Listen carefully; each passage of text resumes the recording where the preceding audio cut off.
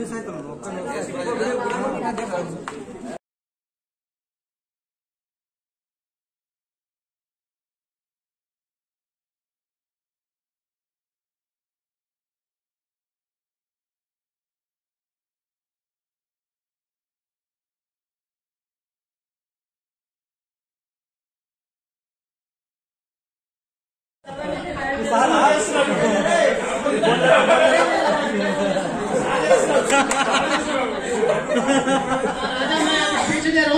बेटा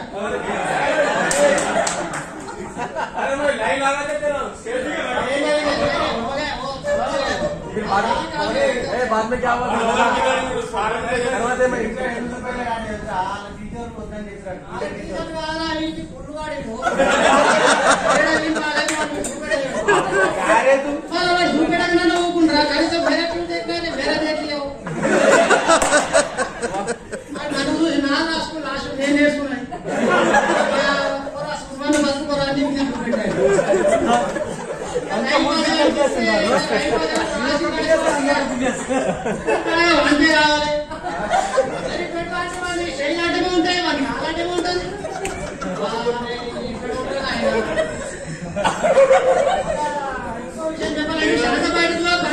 కష్టం దాసం దొరికిపోయినా నన్ను తీసుకోలేడు వాడు దాసాన్ని తీసుకోండి అప్పుడేమో మన గట్టి లేకపోయి రబ్బర్ చెట్ల మీద మనం పోతుంది అలాగే ఇన్వెస్టర్ జాబ్ ఉంది వాడు అప్పుడే సైన్ చేసుకునే రైట్ నేను మన 10th ఎగ్జామ్ రాసినప్పుడు బోర్డ్ ఎగ్జామ్ రాసినాడు డబల్ సార్ సైకిల్ మీద గుర్తు పెట్టుకొని కొనుక్కోయినా అని నా ఆర్థికాన్ని మర్చిపోయినా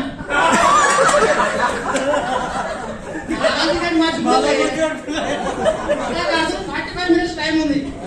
మన గల్ఫ్ స్కూల్ లో సెంటర్ పడ్డది ఏం చేయాలబ్బా అని చెప్పి సైకిల్ మీద వస్తా ఉన్నప్పుడు మన రోడ్ అంతా మన శ్రీలంక పెద్ద రోడ్ కదా సరస్వతే కదా 45 minutes టైం ఉంది సైకిల్ అప్పుడు ఎట్లా ఉంటే సైకిల్ తక్కువ అనుకున్నాయి అదే ఎట్లా చేద్దాం ఏమన్నా కానీ లాస్ట్ ఎగ్జామ్ ఉంది ఫటాఫట్ వచ్చిన ఊర్లోకి సైకిల్ కొక్కిన ఇక మన తెల్లంగి కదా అప్పుడు ఇక తెల్లంగి కాక్ ప్యాంట్ ఇక ఇంటికి వచ్చి నీటిలో తాగితే ఇట్లా బయట పట్టుకుంది మా అమ్మ ఏమైంది బిడ్డ అని ఇక నువ్వేం అడగకమ్మా అన్న ఏం అడగకమ్మా ఇక నువ్వు టెన్షన్ పెట్టుకుని అడగకన్నా అక్క పోయినా అందుకని తీసుకున్నా ఇక జోలో కూర్చుకున్నా ఇప్పుడే సైకిల్ మీద కరెక్ట్ గా మన క్వశ్చన్ పేపర్ ఇస్తున్నప్పుడు అది ఏ టీచర్ అంటుంది ఏం టీచర్ ఏం సాహసం చేసి వస్తున్నావు నువ్వు కూడా అడగ టీచర్ నా క్వశ్చన్ పేపర్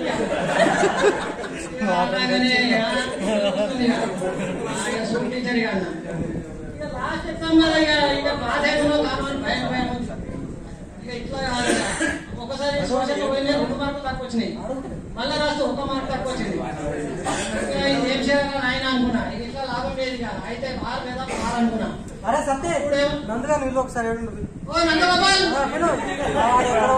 ఇదంతా నీ ప్రోత్సాహమే జాకుంటున్నాడు ఇక ఆ తర్వాత ఏం చేయాలి టెస్ట్ పేపర్ ఉన్నాయి టెస్ట్ పేపర్ పెట్టి ఇక చింపిన చూడు ఇక మొత్తం చింపుడే నాకు హైయెస్ట్ మార్కులు సోషల్ 60 మార్కులు వచ్చినాయి హైయెస్ట్ మార్కులు అదే అనుకున్నా ఒక మొత్తం మీద సాధించిన 10th పాస్ అయ్యారు అనుకున్నా 140 హైయెస్ట్ మార్కులు అన్ని సబ్జెక్టుల మీద చూస్తే దేవదేవలా మీ అందరి ఆశీర్వాదాలు మంచిగా ఇప్పుడు 50,000 జీతం వస్తుంది ఇక బిడ్డలు కూడా మంచిగా చదువుకుంటారు ఒక భాగ్యం మంచిగానే ఉంటారు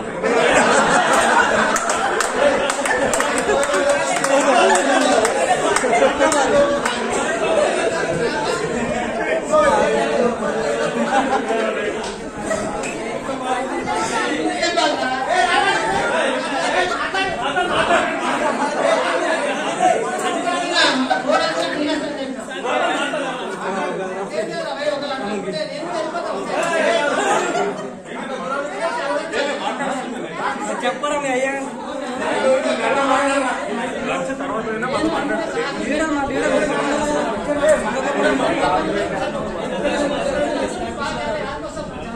నందగోపాల్ అదే రావాను నువ్వు చేసిపోతున్నావు రాజు ముందుకు పోగా